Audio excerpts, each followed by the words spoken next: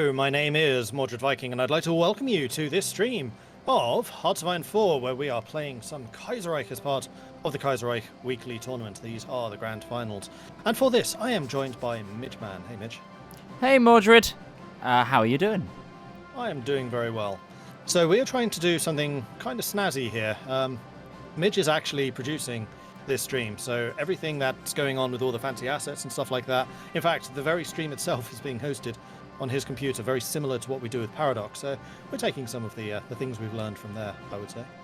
Yeah, absolutely. So this is our first actual co-stream where we're on one channel, but both controlling a PC. We're doing this live. This is going to be really interesting. The game is just getting set up.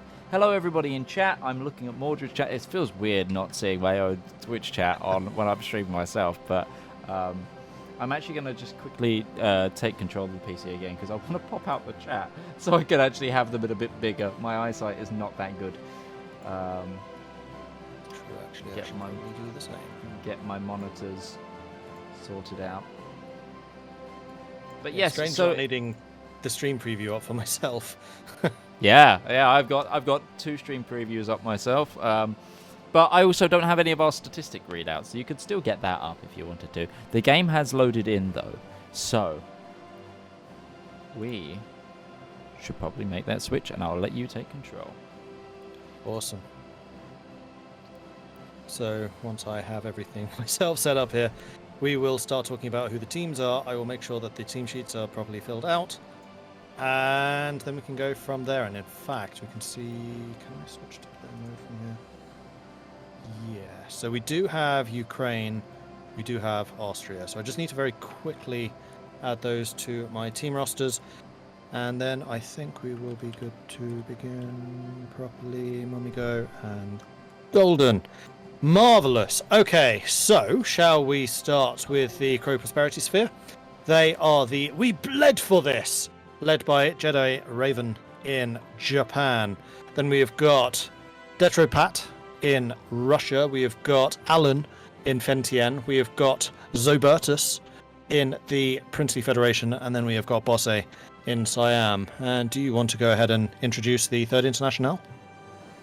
Sorry, I was being distracted. Who am I? What am I doing? Where am I?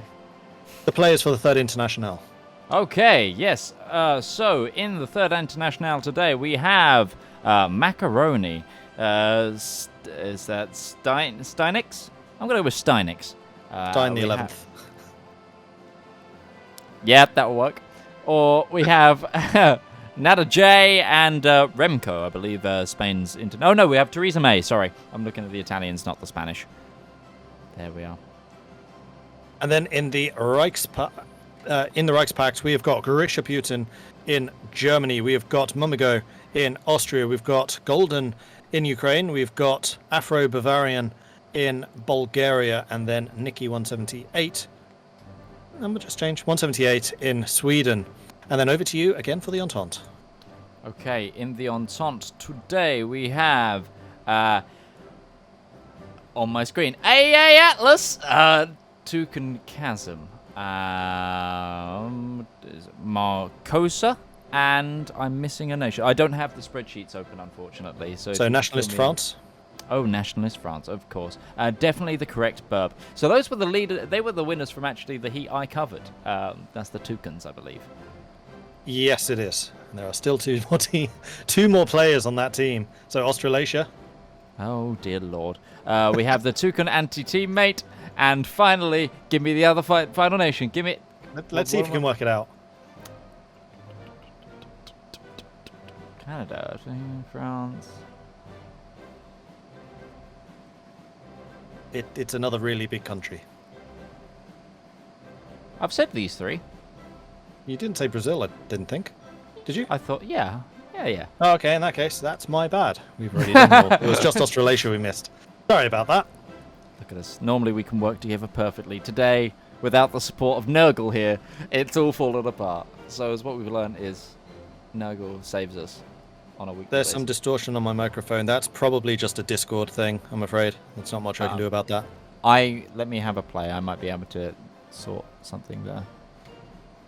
Ooh, okay, But I will so I'll need control of the keyboard to do that. Sorry. Apologies for that. I keep forgetting that this is not on a third computer. This is literally on yours. Oh, I wish we had the third computer. Can you? Okay, no. Can you all Control Z for us? Did? Okay, I've done it again. Oh, yeah. It was buggy. Okay, you should be less distorted now. Okay. How is this, chat? Is this better? Possibly worse. I really hope not. Anyway, so we have got a set of really, really good teams here playing today. These are all, of course, the finalists from the various group stages, which occurred last weekend. And I'm expecting some really good things. We know that we've got some absolute top players. We've got some real veterans from previous tournaments as well, which just know how the Kaiserreich Weekly games work inside out. We've got some just really, really talented players who don't necessarily play a lot of Hearts of Iron, but they do play... Sorry, not a lot of Kaiserreich, but they play a lot of Hearts of Iron, like Grisha. Yeah. And do you have any predictions for what's going to happen here? I don't know. The Toucans had such a strong game, but at the same time, they could have pulled it out, and they are last year's winners, so my money's on them. But at the same time, they're playing to the Entente, which outright isn't the strongest faction. So it will depend on how things like the Civil War go. And I'm just nudging where our webcams are, because I realized I put us covering a lot of the information panels. There we go. That should be better. Okay. Yeah, all control is yours. Cool. So my own team, which was the Bing Bang Brony, currently playing as the Third International, they showed that they have a really solid understanding of like the mechanics of the Kaiserreich Weekly games. They're veterans from that. And so I don't know how they'll do early on, because of course the real conflict early on is the Reichspakt versus the Third International. So I feel like they might be a little bit tested there, because mechanically they're super, super sound. In terms of micro and the minute points of gameplay, I'm not sure. I have a feeling that Grisha, just because of his knowledge of the ins and outs of Hearts of Iron in general, may have a slight upper hand there. Yeah, I will say that the Toucans last week in an interview did say that they were worried most about the winners of your heat, more than anyone, because of they've seen them play in the Kaiserreich Weeklies and how well they understand the ins and outs of this mod, or this mod set, should we say. But I think there's going to be a lot to play for. I think it's going to come down to a team-wide micro and who's controlling what.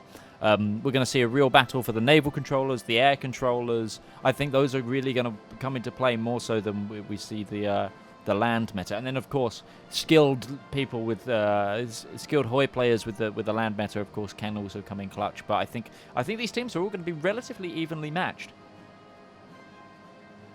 I fully agree, and as we saw from last week, the fact that the Entente doesn't control India has really changed the dynamics, and I still kind of wonder if we're going to see that epic conflict between the Third International, the Co-Pro, and the Entente, which didn't really materialize previously. Not at all. But I feel like they have to put the pressure on, otherwise Co-Pro can just scale. Yeah, that's the thing that we had. The Toucans were playing the Co-Pro, who are now in the Entente, so they might be aware of this. They were just left to build up, and they just stormed westward, and the rest of the teams conceded to them after they defeated the Reichspakt.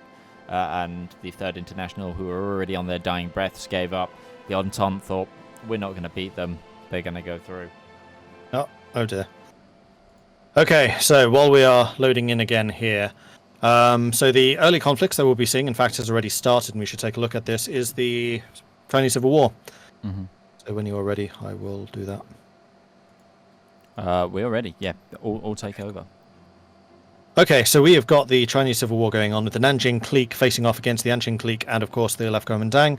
Doesn't look like Shandong has gotten involved just yet, so this is very much going to be in Nanjing's favour, as they have one less front that they need to focus on.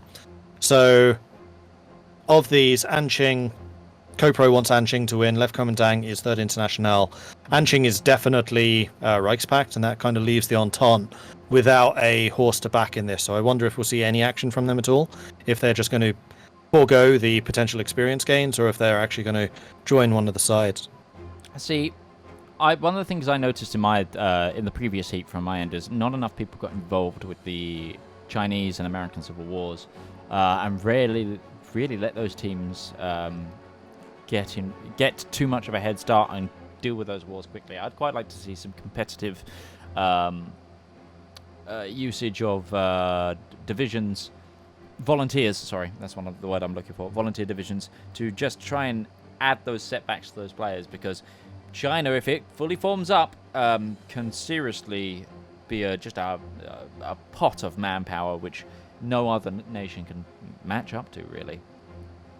Yeah, and actually that's very different from my game. In mine, the civil wars, all of them were very hotly contested. Actually, especially the Chinese one. So Nanjing was wiped out pretty early on by Anqing, and Anqing, strangely, was actually supported by the Reichspakt and also Co-Pro. So the Reichspakt were supporting Co-Pro in Asia. Oh, wow. That's very interesting. As part of early efforts, basically, to not have Russia attack them, which worked. Like, Russia did not attack them for quite a long time. Mm-hmm. I mean, backroom deals in this kind of competition are frequent and allowed, so teams can talk to each other. Oh, no, that's really interesting. Empire of Japan and Fentian have both sent volunteers to Nanjing. That's the Reichspakt faction. So we are seeing a similar thing happening right here. Usually they support Anqing. So Japan is sending weapons to Anqing, but volunteers to Nanjing. They're playing both sides. Meanwhile, the entire Third International side has sent volunteers to Left Komendang. Only 3 nations have sent them to Nanjing. So Left Komendang is going to have this huge influx of foreign divisions. Mm-hmm. Oh, Russia's joined Nanjing as well. That's one way to, make sure that your troops are supplied by sending the enemy your guns, so you know that when you kill them, that the ammo type will work, I guess.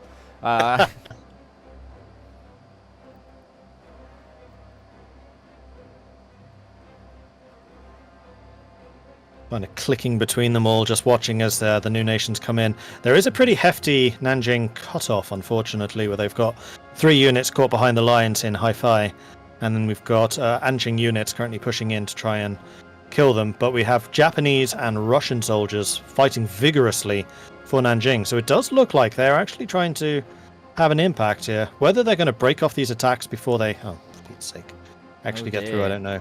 Right, Mark Leak. I'm going to click on Mark Leak. That is the same guy again. That's the Dominion of Canada. Going to bring us back to the chatting here.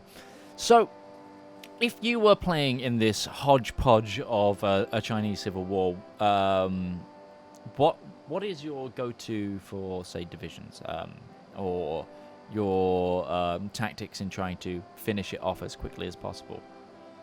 Civil wars? Usually send tanks. Yeah. Tanks or motorized. Motorized I find are especially useful in civil wars because the extra speed lets you get the cutoffs. When you're working with very few divisions against an opponent who has many, then I find that mobility is really, really important. Mm-hmm. They are continuing here, so I'm going to go back.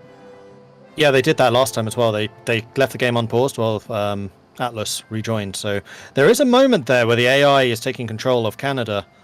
And just going to go and make sure that we are clicked on someone else. I'm going to choose Mark Leak. I'm just going to keep on clicking on Mark Leak. One of the things I wanted to get set up for this stream that I didn't quite have time for is a cut. We've still crashed. Sake. That's going to be an issue. I think that's probably down to the fact it's a sync error rather than a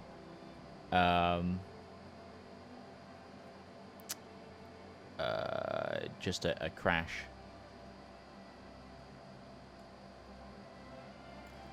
Let's get the game back up as fast as possible here.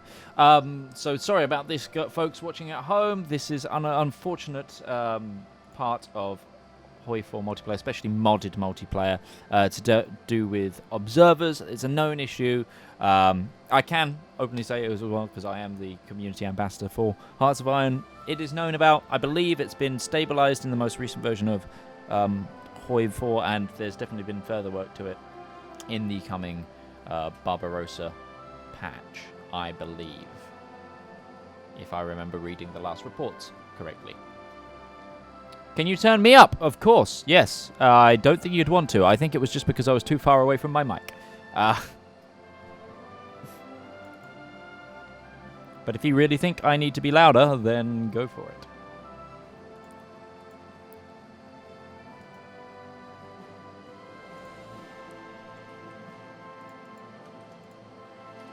Yeah, chat is our witness. We were control clicking repeatedly there for the mark leak. Click, click, click, click, click, click, click, click, crash. Just move the mic slightly away from me, but in front of me.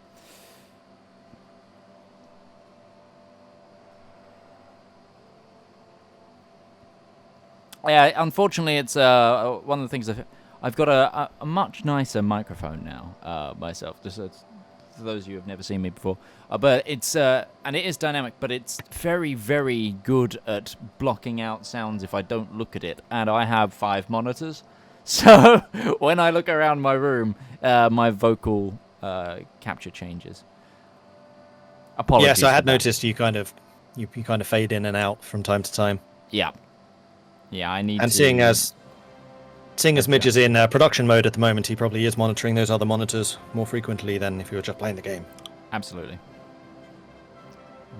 I have just been DM'd by someone from the Kaiserreich, guys. Let's have a look. What are you saying?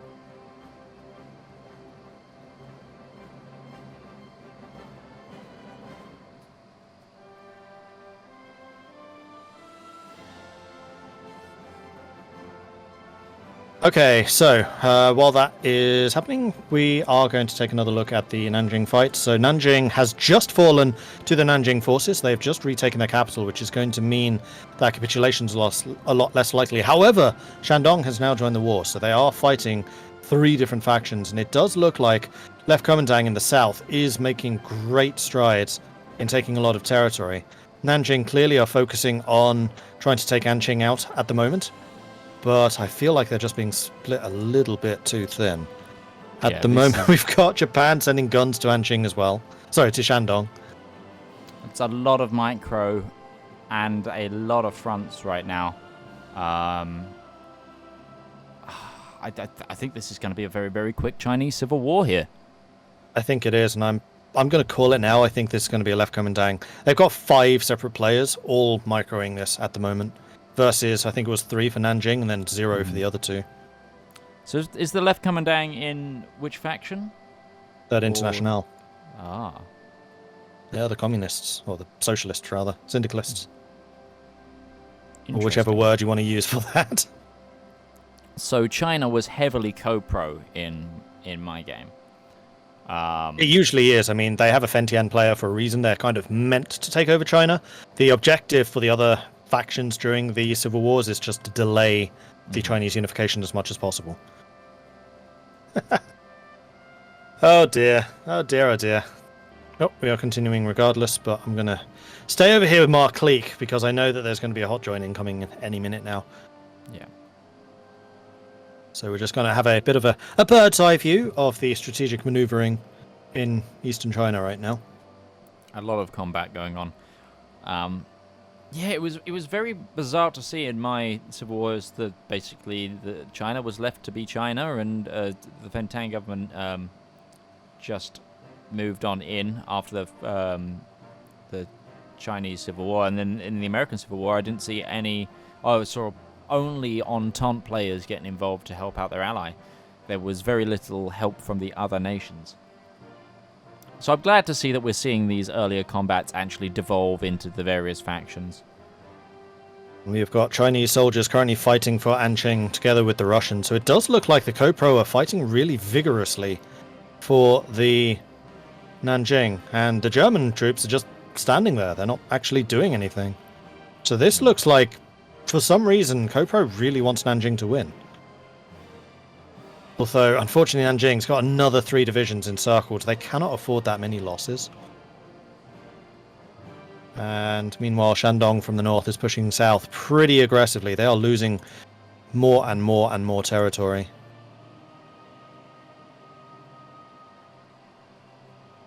Five divisions. Oh no, those 2 aren't encircled. So that one's about to die. Those 2 are about to die. Yeah, I don't think this is going to go Nanjing's way. I'm going to call this Kuomintang, definitely. I'd be inclined agree. Going back to a conversation we were having that we didn't quite finish because of the hot joins, in terms of volunteers, I'd like to try and rush like one division to be a 40 width infantry division for volunteer. Because a lot of the template like auto-generated militias that come up in civil wars tend to be like 10 widths, 8 widths, 12 widths, and a 40 width infantry division just crushes it. And you can seriously get some good experience on a 40 width division early. That's why I tend to do anyway. But that tends to be again a bit more of a single player scenario. I'm not much one for multiplayer outside of commentating myself. So Yeah, I haven't done a huge number of civil wars with volunteers. Is that true? No, that's totally untrue. I usually just send motorized armor if I have them, or mountaineers. I find that mountaineers are a good one to get experience with. Yep, absolutely. I also cannot underestimate more the putting planes in civil wars. Getting aerial control in a civil war can really build up those divisions, especially if you do what we did in the standard weekly streams for Hoi and do those 25 width fighters and rush down the ace initiative, start getting some aces, some really nice experienced wings. Oh boy, air superiority becomes your friend. Yeah, and air superiority is super important, especially in these competitive multiplayers. Like, they are the difference between defeat and victory. Absolutely. You struggle so hard if you don't have air superiority, which is why, like, you have an entire player dedicated usually to just air power. Mm-hmm.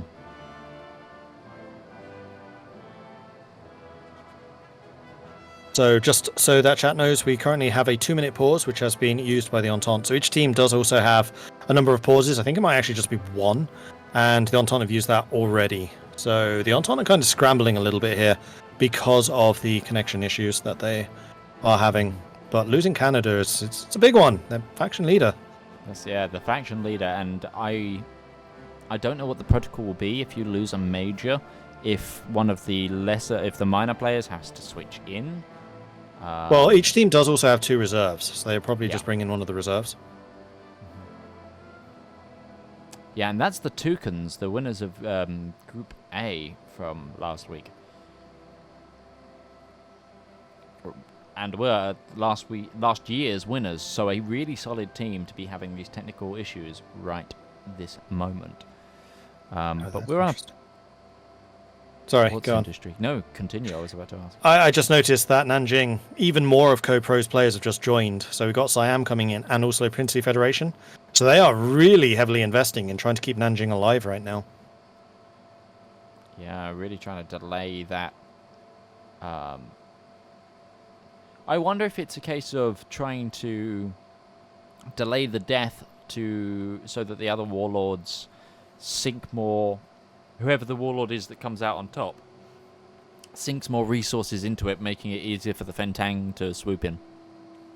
Quite possibly, because there is usually this civil war, then there's the main, what is usually Qing China civil war, though they have just become the Zhili clique, I've noticed, so I don't know how that's going to affect things in the future.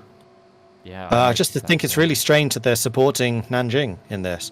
Like, surely it would have been better for them to go for Shandong or Anqing, because Nanjing is explicitly Reichspakt. They have that symbiotic relationship going on with German East Asia. And I wonder if there's been a backroom deal because of that. The 2-minute pause is over. We are continuing.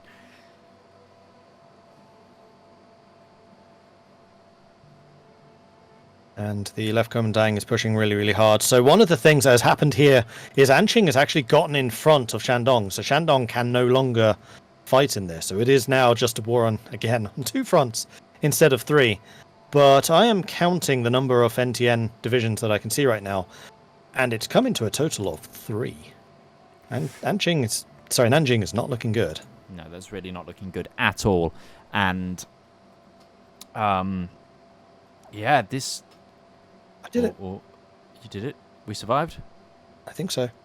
I think part of the problem is they've been pressing start too quickly.